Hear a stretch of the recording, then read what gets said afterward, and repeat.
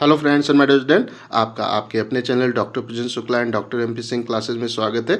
इस वीडियो में हम लोग बी फार्म के सेकेंड ईयर के थर्ड सेमेस्टर के स्टूडेंट के सब्जेक्ट फिजिकल फार्मास्यूटिक्स 1 जिसका कि सब्जेक्ट कोड BP302T है, उसके एक मॉडल क्वेश्चन पेपर के बारे में बात करेंगे। मेरा नाम है डॉक्टर महमताब सिंह। तो चलिए शुरू करते हैं। तो जो हमारा सब्जेक्ट है फिजिकल फार्मास्यूटिक्स 1 जिसका कि सब्जेक्ट कोड BP302T है, इसके जितने भी टॉपिक्स हैं उसको आपके इस चैनल पे हम लोग कंप्लीट कर चुके हैं। जब आप हमारे प्लेलिस्ट सेक्शन में जाएंगे तो वहाँ पे फिजिकल फार्मास्यूटिक्स 1 की आपको प्लेलिस्ट मिल जाएगी, जहाँ पे हर एक यूनिट के जितने भी टॉपिक्स हैं उनके वीडियोज़ आपको मिल जाएंगे। हर एक वीडियो के डिस्क्रिप्शन में आपको PDF की लिंक मिल जाएगी, जहाँ पे जाके आप PDF को डाउनलोड कर सकते हैं और अपने एग्ज़ाम की प्रिपरेशन को यहाँ पे अच्छे से कर सकते हैं। तो ये जो पेपर है इसको हम लोगों ने फार्मेसी काउंसिल ऑफ इंडिया के लेटेस्ट एग्जामिनेशन के पैटर्न और सिलेबस के अनुसार प्रिपेयर किया है। इसमें उन क्वेश्चंस को इंक्लूड किया है जो कि अलग अलग यूनिवर्सिटीज़ में जो फिजिकल फार्मास्यूटिक्स 1 है उसमें रिपीटेडली पूछे जाते हैं। तो यहाँ पे जितने भी क्वेश्चंस हैं वो काफ़ी इंपॉर्टेंट हैं। एग्जाम में जाने से पहले उनके आंसर्स को अच्छे से आप लोग प्रिपेयर कर लीजिएगा। मैं ऐसा बिल्कुल भी नहीं कहता कि इसमें ही जो क्वेश्चन है वही एग्जाम में आएंगे, लेकिन ये भी काफ़ी इंपॉर्टेंट है, इनको भी अपने प्रिपरेशन में अच्छे से आप इंक्लूड कर लीजिएगा। तो आइए यहाँ पे अगर हम लोग देखें तो जैसा कि मैंने पहले ही कहा कि ये जो पेपर है वो फार्मेसी काउंसिल ऑफ इंडिया के लेटेस्ट एग्जामिनेशन के पैटर्न पे मैंने प्रिपेयर किया है। तो ये जो टोटल पेपर को सॉल्व करने के लिए 3 घंटे का टाइम मिलता है। पेपर आपका 75 जो नंबर है उसका होता है। जो पेपर है वो बेसिकली 3 सेक्शन में डिवाइडेड होता है, सेक्शन ए, सेक्शन बी और सेक्शन सी, और इन तीनों सेक्शंस को अटेम्प्ट करना आपके लिए आवश्यक होता है। तो ये जो सबसे पहला सेक्शन है उसके हम लोग क्वेश्चंस को देख लेते हैं। तो जो सेक्शन ए है अगर उसको देखें तो जो सेक्शन ए है इसमें टोटल 10 क्वेश्चन होते हैं, कोई भी ऑप्शन नहीं होता है, मतलब हर एक क्वेश्चन को आपको अटेम्प्ट करना होता है। हर एक क्वेश्चन 2 नंबर का होता है। इसका मतलब आपको जो भी क्वेश्चन में पूछ रहा है उसको टू द फैक्ट और शॉर्ट में आपको एक्सप्लेन करना है, क्योंकि अगर आप अधिकतर टाइम इसी में वेस्ट कर देंगे तो आगे के जो लॉन्ग क्वेश्चन हैं उनके लिए आपको काफ़ी कम टाइम प्राप्त होगा। तो इसीलिए इसको आपको शॉर्ट में और अच्छे से एक्सप्लेन यहाँ पे करना है। तो आइए इसका जो सबसे पहला क्वेश्चन है उसको देख लेते हैं। तो जो पहला क्वेश्चन है वो क्या है, what is the buffer, right the buffer equation. तो आपको यहाँ पे बफर क्या होता है उसके बारे में आपको लिखना है, साथ साथ में बफर इक्वेशन क्या होती है उसको आपको यहाँ पे सिंपली लिखना है। तो अगर इसके आंसर को देखें तो बफर हमारे वो सोल्यूशन होते हैं वो जिनमें स्मॉल अमाउंट में एसिड या बेस को ऐड करने पे वो पीएच के चेंज को में बदलाव को वहाँ पे रेसिस्ट करते हैं। तो हमारे एक तरह से वो सोल्यूशन जिसमें स्मॉल अमाउंट में एसिड या बेस को ऐड करने पे पीएच में कोई बदलाव नहीं होता है, उन सोल्यूशंस को हम लोग बफर सोल्यूशन के नाम से इंडिकेट करते हैं। और जो हमारी बफर इक्वेशन है अगर उसके बारे में बात करें तो जो हमारा बफर इक्वेशन है वो क्या होता है, ये होता है pH equal to pKa minus log the concentration of acid upon the concentration of salt. ये हमारा जो एसिड है जो उसकी हमारी जो बफर इक्वेशन है वो होती है। अगर हम लोग बेस के बारे में बात करते हैं तो ये हमारा POH हो जाता है pKb minus log the concentration of base upon the concentration of acid salt sorry. तो यहाँ पे ये हमारी जो इक्वेशन है इसको हम लोग बफर इक्वेशन के नाम से इंडिकेट करते हैं, and it is also called the Henderson Hasselbalch equation के नाम से भी इसको इंडिकेट करते हैं। अब आइए दूसरे क्वेश्चन पे आ जाते हैं। ये क्वेश्चन है हमारा what is common ion effect and explain. तो कॉमन आयन इफेक्ट क्या होता है उसको आपको बताना है और उसको एक्सप्लेन करना है। तो अगर हम लोग सिंपली यहाँ देखें तो यहाँ पे हमारा जो कॉमन का मतलब होता है समान। तो अगर हमारे पास कोई 2 इलेक्ट्रोलाइट हैं जिसमें एक कोई आयन सेम है तो उस कंडीशन में जो हमारा एक इलेक्ट्रोलाइट का सोल्यूशन है उसमें अगर दूसरे इलेक्ट्रोलाइट को ऐड किया जाता है तो उनमें एक जो आयन है वो कॉमन होने के कारण वो हमारा जो पहले वाला इलेक्ट्रोलाइट है उसके आयनाइजेशन को सप्रेस कर देता है। तो इस तरीके से वो हमें वहाँ पे अनआयनाइज्ड फॉर्म में उसमें से अलग होते हुए देखने को मिलता है, और इस फिनोमिना को हम लोग कॉमन आयन इफेक्ट के नाम से इंडिकेट करते हैं। अगर इसके एग्जाम्पल के बारे में अगर हम लोग यहाँ पे बात करें तो जो हमारा होता है हाइड्रोजन क्लोराइड की गैस होती है उसको अगर NaCl के सोल्यूशन में पास किया जाएगा तो हाइड्रोजन क्लोराइड में भी Cl आयन है, और जो हमारा यहाँ पे NaCl है उसमें भी Cl आयन है। तो ये जो Cl आयन है वो दोनों में कॉमन हो गया, जिसके कारण कि जब NaCl के सोल्यूशन में हाइड्रोजन क्लोराइड को डाला जाता है तो हमें NaCl वहाँ पे प्रेसिपिटेट होकर सेपरेट होते हुए देखने को प्राप्त होता है। तो इस तरीके से आप इस क्वेश्चन का भी आंसर यहाँ पे कर सकते हैं। तो आप अपने पास पेन कॉपी रखिएगा, जिससे कि जितने भी क्वेश्चन हैं उनके आंसर्स मैं आप लोगों को यहाँ पे शॉर्ट में एक्सप्लेन करता जाऊँगा, तो उसको भी आप लोग अपने पास नोट डाउन करते रहें। आइए अगले क्वेश्चन पे आ जाते हैं। अगला क्वेश्चन है हमारा ये है, what is the eutectic mixture, give an example. तो यूटैटिक मिक्सचर क्या होता है उसके बारे में आपको लिखना है, साथ साथ में एक उसके एग्जाम्पल के बारे में भी आपको यहाँ पे लिखना है। तो अगर हम लोग यूटैटिक मिक्सचर को देखें तो बेसिकली हमारे यूटैटिक मिक्सचर वो जो मिक्सचर है वो होते हैं जिनको जब आपस में हमारे वो कंपाउंड जिनको अगर आपस में मिक्स किया जाए और वो वहाँ पे लिक्विफाई हो जाए या उनका जो मेल्टिंग पॉइंट है वो रिड्यूस हो जाए, तो इस प्रकार के मिक्सचर को हम लोग यूटैटिक मिक्सचर के नाम से इंडिकेट करते हैं। या हम लोग आसान तरीके से कह सकते हैं कि अगर कोई दो हमारे पास जो कंपाउंड है वो है उनका जो होता है कह सकते हैं मेल्टिंग पॉइंट है, अगर वो जब अलग अलग है तो मेल्टिंग पॉइंट अगर ज़्यादा है और मिक्स करने के बाद में अगर उनका मेल्टिंग पॉइंट रिड्यूस हो जा रहा है, वो कम हो जा रहा है और वो कम टेम्परेचर पे ही लिक्विफाई हो जा रहे हैं, तो उस मिक्सचर को हम लोग यूटैटिक मिक्सचर के नाम से इंडिकेट करते हैं। अगर हम लोग एग्जाम्पल को देखें तो जो हमारा कैम्फर है और मेंथॉल होता है वो रूम टेम्परेचर पे तो सॉलिड के फॉर्म में होते हैं, लेकिन अगर उनको आपस में मिक्स कर दिया जाए तो वो एक यूटैटिक मिक्सचर को फॉर्म करते हैं और रूम टेम्परेचर पे हमें उनका मेल्टिंग पॉइंट रिड्यूस होते हुए देखने को मिलता है, जिससे कि वो रूम टेम्परेचर पे फिर लिक्विड के फॉर्म में हमें यहाँ पे देखने को प्राप्त होते हैं। तो इस तरीके से आप इस क्वेश्चन का भी आंसर कर सकते हैं। आइए अगले क्वेश्चन पे आते हैं। अगला क्वेश्चन है हमारा, एक्सप्लेन द रिफ्रैक्टिव इंडेक्स। तो रिफ्रैक्टिव इंडेक्स क्या होता है इसको आपको यहाँ पे एक्सप्लेन करना है। तो जो रिफ्रैक्टिव इंडेक्स है ये बेसिकली हमारा एक प्रकार का ऐसा जो रेशियो है वो होता है जिसमें हम लोग जो लाइट की वेलोसिटी है उसको अगर एयर और जो वैक्यूम है उसमें कैलकुलेट करते हैं और वो सेम लाइट की वेलोसिटी को अगर हम लोग अपने सब्सटेंस में कैलकुलेट करते हैं, तो इन दोनों का रेशियो हमारा बेसिकली रिफ्रैक्टिव इंडेक्स कहलाता है। अगर इसके इक्वेशन को देखें तो हम लोग कह सकते हैं द रिफ्रैक्टिव इंडेक्स, जिसको हम लोग एन से इंडिकेट करते हैं, is equal to the velocity of light in the substance upon the velocity of the light in air. तो इस तरीके से हम इसका भी आंसर यहाँ पे जो है दे सकते हैं। अब आइए अगले क्वेश्चन पे आते हैं। अगला क्वेश्चन है हमारा, what are the surface active agent. तो सरफेस एक्टिव एजेंट क्या होते हैं या सर्फेक्टेंट क्या होते हैं, अगर उसके बारे में बात करते हैं तो बेसिकली सर्फेक्टेंट हमारे वो सब्सटेंस होते हैं जो कि हमारे जो कंपोनेंट है उसके जो इंटरफेसियल जो टेंशन है या उसकी जो सरफेस टेंशन है उसको रिड्यूस करते हुए हमें देखने को प्राप्त होते हैं। तो अगर कोई भी हमारा लिक्विड है उसकी जो सरफेस के ऊपर टेंशन होती है जिसको हम लोग सरफेस टेंशन बोलते हैं या पृष्ठ तनाव बोलते हैं, उसको अगर वो रिड्यूस कर रहा है तो उस सब्सटेंस को हम लोग सरफेस एक्टिव एजेंट के नाम से इंडिकेट करते हैं। अब आइए हम लोग अपने अगले क्वेश्चन पे आ जाते हैं, that is what are chelate and. यहाँ पे आपको हमें ये बताना है कि जो हमारे चिलेट कंपाउंड है वो क्या होते हैं। तो अगर हम लोग इसके आंसर के बारे में बात करते हैं तो जो चिलेट कंपाउंड हैं ये हमारे ऐसे जो सब्सटेंस है वो होते हैं जिनमें हमें दो या दो से अधिक डोनर ग्रुप देखने को मिलते हैं, जहाँ पे हमारे जो मेटल आयंस हैं वो जाके हमें उससे कंबाइंड होते हुए सिंपली देखने को प्राप्त होते हैं और कॉम्प्लेक्स को फॉर्म करते हैं। तो ऐसे हमारे सब्सटेंस जिसमें दो या दो से अधिक डोनर ग्रुप होते हैं जिससे हमारे मेटल के आयन वहाँ पे कंबाइंड होके कॉम्प्लेक्स को फॉर्म करते हैं, ऐसे सब्सटेंस को हम लोग चिलेट्स के नाम से इंडिकेट करते हैं। और इसका एक हमारा क्लासिकल एग्जाम्पल है जिसको हम लोग ethylene diamine tetra acetic acid, जिसको हम लोग EDTA के नाम से इंडिकेट करते हैं। और इसमें टोटल 6 हमारे जो ग्रुप होते हैं वो वहाँ पे होते हैं जो कि हमारे मेटल आयंस को अपने साथ कंबाइंड करते हैं। तो इस तरीके से आप इस क्वेश्चन का भी आंसर कर सकते हैं। आइए अगले क्वेश्चन पे आ जाते हैं, व्हाट इज वेपर प्रेशर। तो वेपर प्रेशर क्या होता है उसको यहाँ पे हमें शॉर्ट में एक्सप्लेन करना है। तो अगर हम लोग सिंपली वेपर प्रेशर के बारे में बात करते हैं तो किसी भी लिक्विड का जो हमारा वेपर प्रेशर होता है वो बेसिकली जब वो जो उसकी वेपर्स हैं वो कितना प्रेशर एग्जर्ट करती हैं, जब लिक्विड और वेपर इक्विलिब्रियम की कंडीशन में हो तो वहाँ पे उसकी वेपर कितना प्रेशर एग्जर्ट करती हैं, वो हमारे उस सब्सटेंस का उस लिक्विड का वेपर प्रेशर कहलाता है। और ये हमें प्रेशर के अनुसार चेंज होते हुए जो देखने को मिलता है। प्रेशर ये हमारा टेम्परेचर के साथ हमें चेंज होते हुए देखने को मिलता है। जैसे जैसे टेम्परेचर को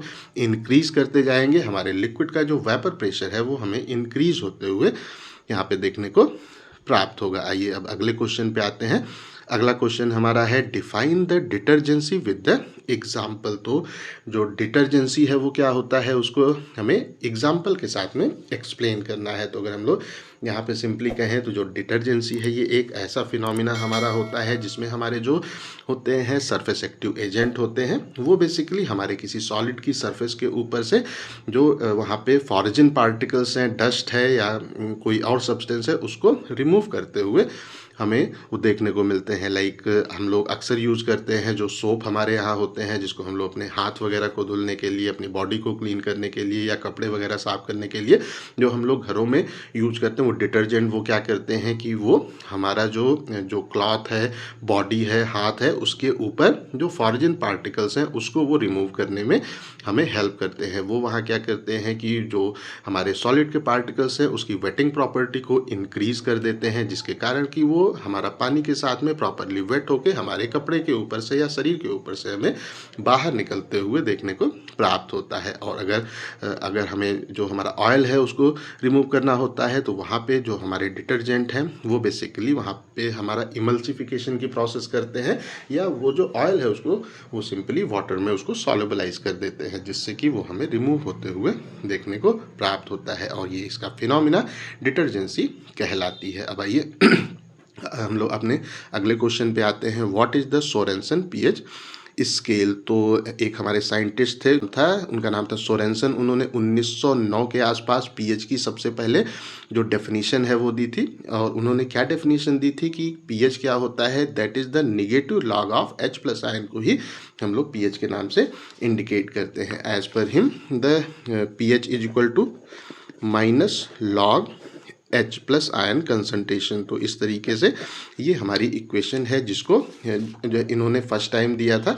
और अगर इस इक्वेशन को देखें तो इसके अनुसार हमारा जो pH है वो 0 से 14 के बीच में यहाँ पे होता है। और हमारी वो स्केल जिसके ऊपर हम लोग pH की वैल्यू को कैलकुलेट करते हैं, कंप्यूट करते हैं, इंडिकेट करते हैं, वो हमारी scale basically Sorensen pH scale यहाँ पे कहलाती है। अब आइए अगले क्वेश्चन पे आ जाते हैं। What is the spreading coefficient and इसकी जो इक्वेशन है उसको हमें यहाँ पे लिखना है। तो अगर हम लोग सिंपली स्प्रेडिंग कोफिशिएंट के बारे में बात करते हैं तो अगर कोई हमारे पास दो इमिसिबल लिक्विड होते हैं, उसमें से एक लिक्विड को स्मॉल अमाउंट में दूसरे लिक्विड पे अगर हम लोग डालते हैं तो उस कंडीशन में अगर वो हमारा जो वहाँ पे वो लिक्विड है वो उसके ऊपर एक लेयर के रूप में अगर स्प्रेड हो जाता है, या फिर वो वहाँ पे एक प्रकार की जो हमारा ड्रॉप है उसके फॉर्म में उसके ऊपर बना रहता है, तो वो जो प्रॉपर्टी है वो हमारी यहाँ पे स्प्रेडिंग कहलाती है। या हम लोग सिंपली कह सकते हैं कि किसी भी एक लिक्विड के दूसरे लिक्विड के ऊपर स्प्रेड होने की जो हमारी एबिलिटी है उसी को हम लोग स्प्रेडेबिलिटी कोफिशिएंट के नाम से इंडिकेट करते हैं। और अगर इसकी इक्वेशन के बारे में बात करते हैं तो इसकी इक्वेशन हमारी क्या होती है, यहाँ पे S is equal to gamma S minus gamma L plus gamma L S. तो यहाँ पे अगर हम लोग जो गामा एस है उसके बारे में बात करते हैं तो ये हमारा जो होती है सब लेयर लिक्विड होती है, उसका जो सरफेस टेंशन है वो गामा एस कहलाता है। गामा एल के बारे में बात करते हैं तो जो हमारा यहाँ पे स्प्रेडिंग लिक्विड है उसकी जो सरफेस टेंशन है वो बेसिकली गामा जो एल है वो कहलाती है। और अगर हम लोग गामा एल एस के बारे में बात करते हैं तो ये हमारा जो यहाँ पे जो सब लेयर है और स्प्रेडिंग जो हमारा यहाँ पे कह सकते वो सब लेयर लिक्विड है और स्प्रेडिंग लिक्विड है उसके बीच का इंटरफेशियल जो टेंशन है उसको हम लोग गामा एल एस से इंडिकेट करते हैं। और इस फार्मूले को यूज़ करके हम लोग स्प्रेडिंग कोफिशिएंट को यहाँ पे कैलकुलेट करते हैं। और अगर जो हमारा स्प्रेडिंग जो कोफिशिएंट है वो या तो पॉजिटिव में आता है या हमें नेगेटिव में आते हुए यहाँ पे वो देखने को मिलता है। अगर जो एस की वैल्यू है वो निगेटिव आती है तो स्प्रेडिंग वहाँ पे नहीं होती है, और अगर जो हमारा यहाँ पे एस की वैल्यू है अगर वो पॉजिटिव आती है तो हमें स्प्रेडिंग यहाँ पे अपनी लेयर्स के बीच में होते हुए देखने को प्राप्त होती है। तो इस तरीके से आप इन क्वेश्चंस के आंसर आसानी से यहाँ पे लिख सकते हैं। अब आइए हम लोग अपने सेक्शन बी पे आते हैं। तो अगर हम लोग सेक्शन बी को देखें तो इसमें टोटल 3 क्वेश्चन दिए गए होते हैं, 2 क्वेश्चन अटेम्प्ट करना होता है, हर एक क्वेश्चन 10 नंबर का होता है। मतलब जो भी लिखना है आपको यहाँ पे प्रॉपर डिटेल में अच्छे से एक्सप्लेन करना है। तो अगर हम लोग इस सेक्शन को देखें तो इसके बाद अब हम लोग जितने भी क्वेश्चंस के बारे में बात करेंगे उनके ऊपर मैंने इस चैनल पे वीडियो बना रखा है। फिजिकल फार्मास्यूटिक्स की प्लेलिस्ट मैं आपको डिस्क्रिप्शन में प्रोवाइड कर दूंगा, वहाँ पे जाके आप इन सारे क्वेश्चंस के आंसर देख सकते हैं। यहाँ पे हम लोग केवल क्वेश्चंस के बारे में बात करेंगे। तो आइए इसमें जो सेक्शन बी है उसका जो सबसे पहला क्वेश्चन है उसको देखें। वो है derive the Raoult's law and discuss deviation from the Raoult's law, give example. तो यहाँ पे राउल्ट्स लॉ क्या होता है उसको आपको एक्सप्लेन करना है और उसको आपको सिंपली डेराइव करना है, और राउल्ट्स लॉ से डिविएशन के बाद को आपको एग्जाम्पल के साथ में यहाँ पे एक्सप्लेन करना है। तो इस तरीके से आप ये जो टॉपिक है इसके ऊपर भी हम लोग वीडियो बना चुके हैं। प्लेलिस्ट में आपको इसकी लिंक मिल जाएगी वीडियो की, वहाँ पे जाके आप इसको देख सकते हैं। और हर एक वीडियो के डिस्क्रिप्शन में पीडीएफ की लिंक है, वहाँ से जाके आप पीडीएफ को भी डाउनलोड कर सकते हैं। अगला जो हमारा क्वेश्चन है वो है classify the complex compound. Complex compound क्या होते हैं उनको अच्छे से आपको क्लासीफाई करना है। और अगला जो पार्ट है इसका वो है ये है डिस्कस वो चिलेट्स एंड जो हमारा होता है वो साइक्लोडेक्स्ट्रीन कॉम्प्लेक्स है, जो कि हमारा यहाँ पे फॉर्म होता है। उसके फार्मास्यूटिकल फील्ड में क्या एप्लीकेशन है उसके बारे में आपको यहाँ पे लिखना है। अब हम लोग अपने अगले क्वेश्चन पे आ जाते हैं। अगला क्वेश्चन हमारा क्या है, ये है हमारा demonstrate various method used for the determination of the surface and interfacial tension. तो जो हमारा यहाँ पे होता है सरफेस टेंशन और इंटरफेशियल टेंशन है उसको डिटरमाइन करने के जो हमारे अलग अलग मेथड होते हैं, लाइक कैपिलरी राइज मेथड हो गया, ड्रॉप वेट मेथड हो गया, ड्रॉप जो काउंट मेथड हो गया, रिंग जो हमारा डिटैचमेंट का जो एक तरह से मेथड है, या बबल प्रेशर मेथड है, इन सबको आपको यहाँ पे प्रॉपरली एक्सप्लेन करना है। तो इस तरीके से आप इसका भी आंसर दे सकते हैं। अब आइए हम लोग अपने अंतिम सेक्शन में आ जाते हैं, that is the section number C. और सेक्शन सी में टोटल 7 क्वेश्चन होते हैं, जिनमें से कोई 5 आपको यहाँ पे अटेम्प्ट करना होता है। हर एक क्वेश्चन 7 नंबर का होता है। इसका मतलब जो भी क्वेश्चन में पूछ रहा है उसको आपको थोड़ा सा डिटेल में ही एक्सप्लेन करना है। तो यहाँ पे जो सबसे पहला क्वेश्चन है जो कि काफ़ी इंपॉर्टेंट है वो है what is the critical solution temperature. Critical solution temperature क्या होता है उसको आपको यहाँ पे एक्सप्लेन करना है, और इसके क्या क्या सिग्निफिकेंस और एप्लीकेशन है उसके बारे में आपको यहाँ पे एक्सप्लेन करना है। तो ये जो टॉपिक है इस पर भी हम लोग वीडियो बना चुके हैं।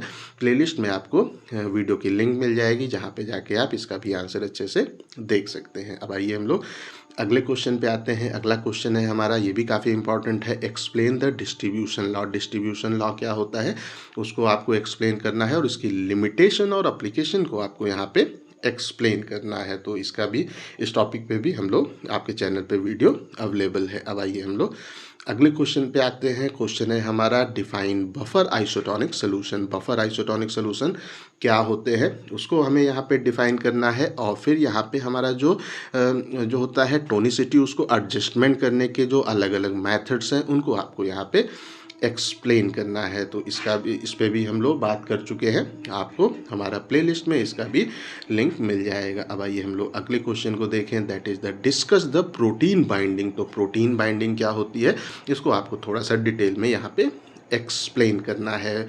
अब हम लोग अगर अगले क्वेश्चन को देखें, अगला क्वेश्चन है हमारा explain the difference between the solid crystalline and amorphous state. तो जो सॉलिड क्रिस्टलाइन स्टेट है और एमॉर्फस स्टेट है उसमें क्या अंतर है उसको आपको एक्सप्लेन करना है। तो थोड़ा सा क्रिस्टल्स क्या होते हैं उसके बारे में यहाँ पे आप लोग लिख दीजिएगा, जो हमारे हैं एमॉर्फस सॉलिड्स वो क्या होते हैं उसके बारे में वो लिख दीजिएगा, और उसमें क्या अंतर है उसको थोड़ा सा एक्सप्लेन कर दीजिएगा। तो इस पे भी हम लोग वीडियो बना चुके हैं, आपको प्लेलिस्ट में इसका भी वीडियो मिल जाएगा। अब आइए अगर अगले क्वेश्चन को देखें तो अगला क्वेश्चन है हमारा discuss diffusion mechanism in biological system with example. तो जो हमारा बायोलॉजिकल सिस्टम है उसमें जो हमारी डिफ्यूजन की मैकेनिज्म है उसको आपको यहाँ पे प्रॉपरली एग्जांपल के साथ में एक्सप्लेन करना है। अब हम लोग अगर अंतिम क्वेश्चन को देखें तो हमारा अंतिम क्वेश्चन है define the Nernst potential and zeta potential. तो यहाँ पे जो हमारा है नर्नेस्ट पोटेंशियल वो क्या होता है और जीटा पोटेंशियल क्या है उसको आपको प्रॉपरली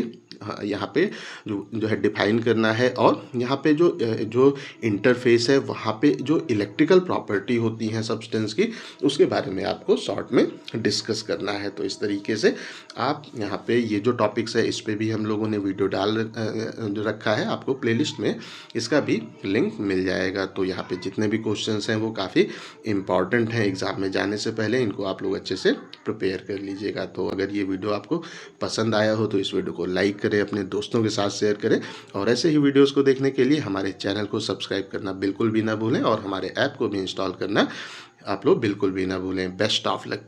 थैंक यू।